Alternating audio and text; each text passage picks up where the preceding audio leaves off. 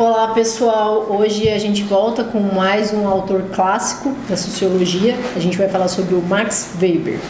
Como vocês podem ver aí no slide, vamos abordar novamente uma breve biografia, como eu falei para vocês, importante para entender o contexto que levou esses pensadores a sentir essa necessidade do entendimento do social, da sociedade, dessas transformações, ok? Então, a gente tem que o Weber, ele foi um intelectual, um jurista e um economista alemão, que viveu entre 1864 e 1920, Ele nasceu em Erfurt. Ele foi um dos mais importantes cientistas sociais de todos os tempos, ok? A gente vai ver, para além do Comte, o que convencionou chamar na sociologia, de uma forma assim bem divertida, de os três porquinhos da sociologia: o Durkheim, o Weber e o Marx. Dentre eles, todos são extremamente importantes, mas com o desenvolvimento da sociologia, o Marx e o Weber passaram a ser bastante utilizados, muito mais que o Durkheim. Ele ainda é um autor bastante presente, mas nas outras correntes da sociologia que surgiram depois, vocês vão perceber uma influência muito forte, principalmente do Weber e do Marx. Então, o Weber, ele foi nomeado professor de economia nas universidades de Freiburg em 1894 e de Heidelberg em 1896, Então, toda essa atuação também ali acadêmica, uma figura acadêmica importante. Em 1903, após alguns anos de internação por conta de uma depressão, ele renunciou ao cargo de professor e aceitou uma posição como diretor associado da recente nascida revista Arquivo de Ciências Sociais e Política Social. Importante destacar aqui, isso vocês vão ver também no Marx, o início do surgimento desses jornais, principalmente de revistas de caráter acadêmico, foi muito importante para o desenvolvimento das ciências como um todo, e também, principalmente, das ciências sociais. E aí a gente tem que, durante a Primeira Guerra Mundial, ele serviu como diretor de hospitais militares e em 1918 ele estava entre os delegados da Alemanha em Versalhes para assinatura do Tratado de Paz, que vocês devem ter estudado, o Tratado de Versalhes também, nas aulas de História, e ele foi conselheiro para os redatores da Constituição da República de Weimar, um momento também muito importante ali para pensar o contexto alemão, que vocês devem ter visto também nas aulas de História. E aí, continuando aqui, como vocês podem ver no slide, vamos pensar um pouco o contexto ali em que ele estava inserido. Além das transformações políticas, econômicas e sociais desse período, que a gente já vem trazendo há algumas aulas nessa passagem do século XIX para o XX, um dos debates que caracterizava o pensamento social e filosófico alemão, onde o Weber estava de então, era aquele travado entre a corrente positivista, que a gente já viu um pouco das características principais, e os seus críticos, em termos das características que separam as ciências naturais das ciências do espírito, que é onde se inseriria a ciência social. E nestes também o papel dos valores. Então percebam como aqui já surgiu uma crítica ao positivismo, como isso era importante para as correntes de pensamento de até então, e a questão também de pensar o papel dos valores nessas sociedades. Isso vai se refletir muito nas concepções de entendimento da sociedade do Weber, como a gente vai ver agora. E aí, embora se reconhecesse a importância do trabalho e da economia sobre a vida social, o Weber se interessou mais foi pelo modo como a economia era influenciada por outros aspectos da sociedade, Então, um movimento um pouco ali ao contrário, como, por exemplo, a religião. E isso vai ficar muito claro, como eu vou mostrar para vocês, num dos livros mais célebres que ele escreveu, que é A Ética Protestante e o Espírito do Capitalismo. O Weber, ele via na sociedade moderna um processo crescente de racionalização. Embora esses aspectos favorecessem a eficiência, como a gente já viu também, que era uma característica dessas transformações do período, o Weber temia que, com o tempo, essa racionalização causasse uma deterioração dos valores que se tinha, né? Não só dos religiosos, mas também os valores liberais ligados, por exemplo, à liberdade individual e uma noção de democracia, né, que se tinha até então. Então ele estava preocupado com essa deterioração dos valores que começava a ser percebido ali, né, dentro dessa sociedade moderna. E aí, dois autores que influenciaram o Weber para ele pensar, porque olha, ele está inserido ali num contexto, ele está preocupado com essas críticas ali que já vinham, né, nesses embates do pensamento alemão de até então, ele já está preocupado com a questão dos valores, do papel que exerce os valores, ele está preocupado com a questão da racionalização, isso vai desembocar num estudo importante dele sobre burocracia, tanto que o Weber é um autor estudado em várias outras disciplinas, não só na sociologia, ele é estudado na administração também, por exemplo, tá? Por conta dessa questão de pensar a burocracia das instituições dentro da sociedade. Então, com todo esse contexto, essas preocupações, dois autores também que vão ser muito influentes no pensamento dele, né, no desenvolvimento das teorias dele, né, mesmo ele não citando, né, assim, diretamente, vão ser o Marx e o Nietzsche, que vão ser dois desses principais autores, né, a influenciá-los, apesar dele nunca ter citado, por exemplo, diretamente o Marx e de ter discordâncias teóricas com ele, inclusive. E aí, vamos ver aqui, ó, vocês podem observar nos slides, dentro desse contexto, dentro dessas preocupações, então, né, o Weber vai desenvolver alguns conceitos, vai desenvolver um método sociológico e alguns conceitos que é fundamental para ele, para entender a sociedade, né? Ele está pensando ali esse objeto sociológico. Então, o que a gente vai ter, né? O que ele vai falar? Ele vai estar pensando, por exemplo, né, para tentar entender isso, o capitalismo, né, o surgimento do capitalismo da sociedade moderna, a história, os valores, a racionalidade, que era cada vez maior nessa sociedade, e que já exercia um tipo de dominação, né, sobre os indivíduos e sobre grupos dentro da sociedade, então isso também preocupava ele. E aí, com base nisso, ele vai desenvolver esses conceitos para entender essa sociedade. E aí o primeiro conceito que vocês precisam ter em mente é o conceito de ação social. A ação social, né, é uma ação empreendida individualmente, mas orientada pelas ações das outras pessoas, ok? É a conduta humana dotada de um sentido subjetivo que orienta o comportamento, tendo em vista a ação dos outros. Então já percebam aqui, né, naquela lógica que eu falei de quem é que se sobrepõe, sociedade ou indivíduo. Aqui ele está pensando muito individual, a questão do indivíduo. Então, uma ação empreendida individualmente, só que uma ação, por mais que seja empreendida individualmente, é influenciada pelo coletivo, né? Então, nisso, a gente pode pensar, né, os usos, os costumes, as situações de interesse, né? A gente estuda com base, então, nessa noção de uma ação social, moda, consumo, política partidária, ok? O sentido, então, que vai se dar a essa ação, né, que o indivíduo vai dar a essa ação que é influenciada pelo coletivo, ele se diferencia de uma ação social e ele vai, né, se diferenciar entre uma ação social e uma ação não social. E aí alguns exemplos, né? Muitas pessoas simultaneamente se protegendo da chuva, né, não vai ser uma ação social, ok? E aí, o que a gente vai ter aqui?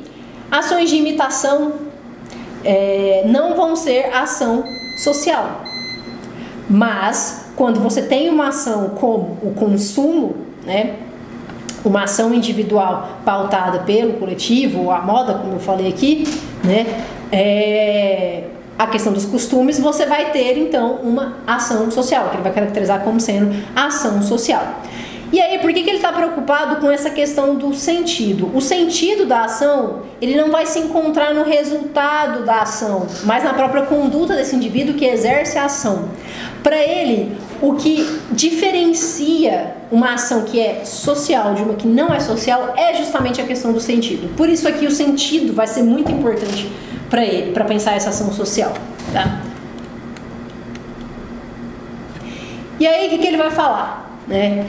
que as condutas, elas são mais racionalizadas, elas são mais objetivas, quanto maior for a submissão do agente aos costumes e afetos, e quanto mais ele se orienta por um planejamento adequado a uma situação, a resolver uma situação, a atingir algum objetivo, né? Então, mais racional, mais previsível também, porque se você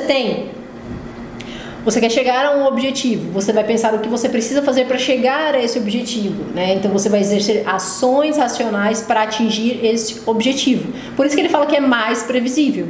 Eu quero vencer uma eleição, então o que eu vou fazer para vencer uma eleição? Há um leque ali de coisas para se fazer para vencer uma eleição, né? Que é previsível. Você não vai fazer qualquer coisa, ok? A linha de pensamento dele é muito por esse ângulo. E aí, para analisar essa ação social, né, que ele vai pensar esse método. E aí ele desenvolve, né, enquanto método, né, um modelo. E é um modelo de tipos ideais.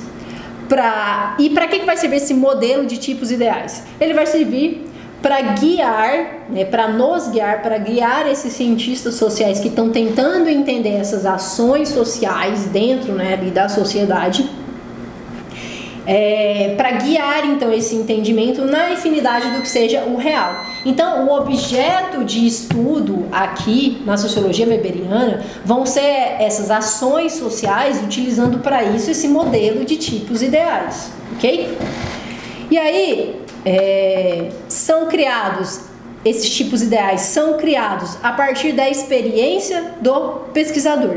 Depois ele compara esse modelo que ele desenvolveu de tipos ideais com a realidade que ele encontrou, para ver se eles vão se encaixar, se eles vão ser diferentes, o que vai ser parecido, o que vai ser diferente, e assim sucessivamente, com o intuito de captar a ação do indivíduo, então de entender o sentido dessa ação social. Por isso que o sentido aqui é tão importante, ok? E aí, dentro desse modelo de tipos ideais, para entender a ação do indivíduo, o sentido da ação do indivíduo ali na sociedade, ele desenvolve 4 tipos ideais de ação social, que podem estar presentes de forma conjunta, tá? Você não precisa analisar algo só como uma ação X ou Y. Ele vai falar que muitas vezes há mais de um tipo de ação, mas ele vai definir esses 4 tipos ideais de ação social que podem ser encontrados na sociedade, e que aí você vai fazer esse movimento de comparação ali, né, enquanto um método, uma técnica, né, de pesquisa científica, com base nesses 4. Quais vão ser esses 4 tipos ideais de ação social? A ação racional com relação a fins, ou seja, visa atingir um objetivo previamente definido, né, usando dos meios necessários. E aí um exemplo são procedimentos econômicos, eleições, como eu citei para vocês, e assim sucessivamente. Segundo tipo, ação racional com relação a valores. Então, vai ser de acordo com as convicções ali daquele indivíduo que está agindo. O sentido vai estar nos valores que guiam a ação de um indivíduo, né? Como, por exemplo, a liberdade ou a vingança, fazer alguma ação motivado pela vingança. A ação tradicional, que é embasada nos hábitos e nos costumes de uma determinada sociedade. E aí um exemplo que a gente tem é o batismo, né? O batismo das crianças. E a ação afetiva, que é diferente da ação voltada para valores, porque o indivíduo elabora conscientemente os pontos de direção dessa atividade e se orienta segundo estes de maneira consequente. E aí alguns exemplos que a gente vai ter ações movidas por ciúme, por paixões e assim sucessivamente, ok? E aí, vamos aqui para o próximo slide. O que a gente tem? Que o princípio de seleção, então, né, desse fenômeno vai ser baseado nos valores, segundo o método do Weber. Porém, o método e os conceitos que utiliza vão se ligar às normas de validez científica e à utilização de uma teoria, né? O que ele vai estar pensando aqui, né? Ele vai estar usando para pensar essas ações, né, para pensar esses modelos de tipos ideais, a escala de racionalidade. Então, da mais pura a mais irracional. Então, você vai ter essas ações racionais classificadas como mais puras, né, racionais, até ali a irracional. A ação social, então, ela deve se comprometer, né, essa noção de entendimento com base nessa racionalidade, ela deve se comprometer, ela deve compreender o sentido que o sujeito atribui a essa ação. Então, o essencial aqui, né, no método, nesses modelos que o Weber está apresentando, entender o sentido. É isso que vai determinar ali qual tipo de ação que está sendo empreendido, que está sendo observado, estudado. Então, a ação social é diferente da ação homogênea, ou seja, executada por muitas pessoas simultaneamente, tá? E ação preventiva ou praticada sobre influência e condicionada pelas massas também vai ser diferente de uma ação social, porque essa ação social, né, é determinada, é compreendida pelo sentido.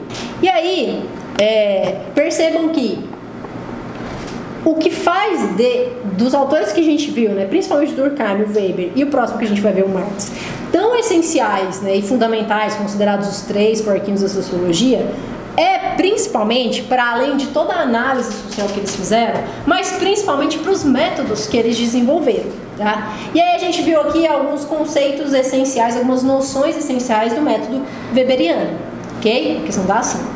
Com base nisso, nesse método que ele desenvolveu, ele vai pensar alguns fenômenos dentro da sociedade para entender essa sociedade como um todo, que ele vai julgar como sendo fundamental. E aí um deles é entender essa noção de dominação, né? Para ele, o social é orientado ao indivíduo. Logo, as relações sociais são problemáticas, né? E elas devem ser resolvidas, essas relações sociais que acabam sendo problemáticas, via organização.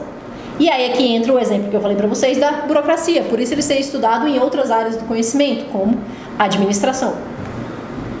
Consequentemente, é fundamental pensar em dominação e produção de legitimidade, ok? A gente vai ter alguns indivíduos, alguns grupos de indivíduos que vão se sobrepor a outros, só que eles devem se sobrepor a outros de forma legítima, ok? Por isso que ele vai entender que na sociedade é fundamental pensar dominação e legitimidade. Consequentemente, um outro conceito que ele vai pensar muito para entender a sociedade moderna, né, é o poder. O poder como imposição da própria vontade dentro de uma realidade social. Então, dominação, né, que é essa vontade do dominador de influir nos atos dos outros, vai se caracterizar como uma obediência a um certo mandato, a uma certa vontade. E aí, ele vai falar que possui 2 tipos opostos, que vai ser por meio de uma constelação de interesses e por meio de autoridade. Então, 2 tipos aí que a gente vai ter de dominação. E aí perceba como já há ali uma aplicação desse método que eu falei para vocês. Assim, a dominação pode justificar-se em diversos motivos para submissão ou princípios de autoridade, tá? Que leva também, né, a essa questão do poder, a essa imposição do poder. E aí, eu vou mostrar aqui para vocês no próximo slide que, lembrem-se, ele está, né, pensando ali com os métodos dele, o modelo dos tipos ideais. Há 3 tipos de dominação legítima para o Weber, ok? Ele desenvolveu 3 tipos ideais de dominação que são legítimas. Vai ser a racional ou legal, então um tipo de dominação que pode ser exercida de um grupo sobre outro, de um indivíduo sobre outro e assim sucessivamente. Então, a racional ou legal, onde o que caracteriza ela é o domínio da legalidade, baseado em regras instituídas, baseada na organização burocrática, tá? Regras jurídicas, por exemplo. A dominação tradicional, que é exercida, por exemplo, por um príncipe, por uma organização social, né, que a gente chama de patriarcado, então a figura ali masculina do pai como centro de autoridade. E o terceiro tipo de dominação legítima para ele é a carismática, que é uma liderança individual, que tem carisma ali, né, que conquista, que consegue dominar os outros por conta do seu carisma. todas as esferas da ação social, segundo ele, vão ser influenciadas pela dominação. Então, aquelas ações sociais que eu falei para vocês no início vão ser influenciadas pela dominação, que ele dividiu nesses 3 tipos. Então, as estruturas de dominação são diferentes das estruturas econômicas, por exemplo.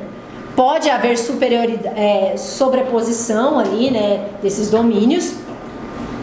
Nas relações, nas estruturas econômicas, pode haver uma superioridade sem um domínio legítimo, ok? Mas é importante vocês entenderem que estruturas de dominação são diferentes de estruturas econômicas. Essa noção varia também de acordo com autores, mas segundo Weber, ele vai enxergar dessa forma. Então, discutindo essa questão de ação social, formas de dominação, poder, etc., foi inevitável para ele chegar à discussão da política, né? O que vai ser a política? Para ele vai ter um entendimento de política como sendo participação ou luta para influir nessa distribuição de poder, tá? Nessa discussão que envolve a dominação, os tipos de dominação influenciando a ação social. E aí aqui no próximo slide para vocês, então, classes, por exemplo, e lembrando que classes sociais não foi um conceito, por exemplo, desenvolvido pelo Marx, como algumas pessoas tendem a entender, né? É um conceito que existe em várias sociedades, não é só na sociedade capitalista, né? Porque ela diz dessa divisão de grupos dentro de uma sociedade, né? Mas enfim, dentro dessa lógica weberiana, classes ou estamentos, né, que é uma certa ali, forma de relacionamento, né, que vai constituir ali, diferentes grupos, né, e atividades, né, vai ter ali um determinado poder e influência, né, de certos grupos em certas atividades. E partidos, por exemplo, vão ser fenômenos de distribuição de poder. Então, classe, estamento, partidos são fenômenos de distribuição de poder dentro de uma comunidade. E manifestações organizadas de luta cotidiana, que também vão ser, né, e vão se caracterizar como sendo aspectos, né, da própria existência humana dentro de sociedade, por causa desse entendimento que ele vai ter de política, né, que ele vai ter de dominação, de poder. Então, a realidade social, ela aparece como um complexo de estruturas de dominação. Ou seja, para o Weber, a realidade social é um complexo de estruturas de dominação. Por isso que ele falou da questão de classes, de estamentos e de partidos como fenômenos de distribuição do poder dentro dessas sociedades. A luta pelo estabelecimento de uma forma de dominação legítima vai marcar essas realidades sociais. Então, o que mantém a coesão social aqui, a permanência das relações sociais e a existência da sociedade em si, é a própria dominação na concepção do Weber, né? Percebam aqui a diferença com Durkheim, por exemplo, tá? Pro Weber, essa dominação, ela perpassa todas as instâncias da vida, não só a política, mas também nas relações ali do dia a dia, dentro da família, no trabalho, e assim sucessivamente, tá? E aí, já que ele entende a dominação como tão essencial ali nessa realidade social que ele vai estar pensando, que o método dele está se propondo a entender, ele apresenta 2 formas de estrutura de dominação, que ele também vai desenvolver estudos muito aprofundados sobre, que é a burocracia, que vai se basear na dominação racional, na crença de uma legalidade das normas de uma organização, e a carismática, que é baseada no carisma, numa ideia de santidade, tá? Numa ideia de heroísmo de alguns personagens, e que por isso eles vão, né, exercer essa dominação. Então, a realidade social aqui vai aparecer como esse complexo de estruturas, e essa estrutura pode ser, né, entendida como tendo essas 2 formas. E que vão se desenvolver, principalmente a burocrática, dentro dessas sociedades capitalistas, ok? E aí aqui, vamos ver o próximo slide. Eu tinha falado lá no início para vocês, né, sobre um exemplo muito Um livro que representa muito claramente todo o método que ele desenvolveu, essa questão dos tipos ideais, da dominação, né, da política, né, do caráter econômico também, né, de desenvolvimento da sociedade, é o livro dele, A Ética Protestante e o Espírito do Capitalismo, né? Lá ele vai trabalhar a ideia de vocação. Por quê? Qual que é o intuito do livro? É mostrar como é que foi essencial para o desenvolvimento da sociedade capitalista a existência de um pensamento, tá, protestante, vindo ali, né, das ideias do Lutero. Então ele vai mostrar que só se permitiu ascender uma sociedade capitalista, né, com todas ali, tanto vantagens como problemáticas, porque houve essa noção de uma ética protestante frente à noção católica que existia até então, que dominou no período do medievo. E aí, para tentar conduzir um pouco esse entendimento, ele traz a noção de vocação, que vai ser a dedicação verdadeiramente religiosa ao trabalho. O mal, então, não estava na posse da riqueza, mas no seu uso para o prazer, para o luxo, para o gozo espontâneo e para a preguiça. Porque lembre-se do que pregava a Igreja Católica no medievo, né, de você não poder enriquecer. E aí veio toda uma lógica, uma outra lógica religiosa que fala que, na verdade, não, você pode sim enriquecer, e que o fato de você conseguir enriquecer é uma comprovação de que Deus está olhando por você, né? Então, nessa noção, que o Weber vai estar trabalhando, né, de uma ética protestante, o homem ele se prova no trabalho. E a partir do momento em que indivíduos têm essa concepção, eles passam a fazer frente a uma outra concepção na Igreja Católica. Porque nesse período do medievo, a pirâmide social era muito estanque. Se você nascia pobre, agricultor, você deveria permanecer aquilo, porque era o desígnio de Deus. A partir do momento que você veio com uma outra ideia diferente, que pregava justamente o contrário, que pregava uma necessidade de ascensão, você tem aí um embate. E ele vai falar que esse embate permitiu que as ideias do capitalismo, que estavam surgindo até então, se disseminassem de forma mais rápida ali dentro da sociedade. E aí, uma crítica que ele vai trazer, né?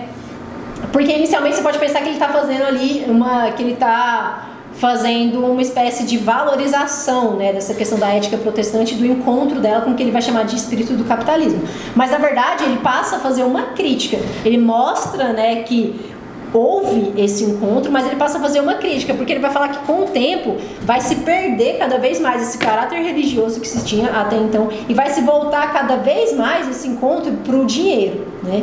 E já que ele estava preocupado na questão dos valores, né, ele vai trazer aí uma crítica de você afastar esse caráter religioso e pensar só agora no caráter dinheiro. Então o livro dele é muito importante para pensar, né, a análise dele, já que tanto Durkheim como ele, como Marx, estão preocupados em entender como é que surgiu, como é que se caracteriza, como é que se dá a sociedade capitalista. Ele vai apresentar nesse livro, A Ética Protestante e o Espírito do Capitalismo, o entendimento dele de como surgiu, né, de fatores históricos, de momentos históricos que foram essenciais para o surgimento, mas ele também vai fazer uma crítica ao próprio desenvolvimento que vinha se dando essa sociedade. Ok? E aí, uma outra questão, né, que vem um pouco junto com essa questão da crítica dele a essa sociedade é a tendência à racionalização, como vocês podem ver aí no slide.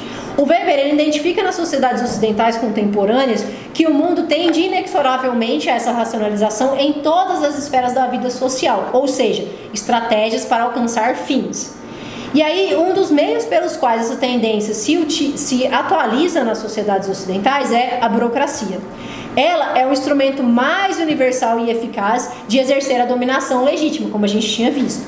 Além disso, ela também é um fator importante nas sociedades modernas para a consolidação do próprio capitalismo, né, que ocorreu no Ocidente de forma singular. Lembrando que esses autores vão pensar de forma muito específica ali, né, o contexto europeu e ocidental. Mais para frente a gente vê alguns outros autores que vão pensar outros contextos para além desse. E aí, com essa expansão, Weber percebe que a racionalidade começa a prender o homem em uma espécie de jaula, né, que vai ocorrer o desencantamento do mundo, ou seja, uma perda de emoção por parte das pessoas por conta dessa extrema burocratização e racionalização. Consequentemente, com o desenrolar do tempo, as técnicas racionais se tornam irracionais, segundo ele, ou seja, ele prende o homem e ele se prende na burocracia, nessa jaula, segundo Weber. Por hoje é só, esses são os pontos principais para vocês entenderem o método, né, e o pensamento do Weber frente a como é que ele tenta entender essa sociedade, e a gente volta na próxima aula com outro pensador.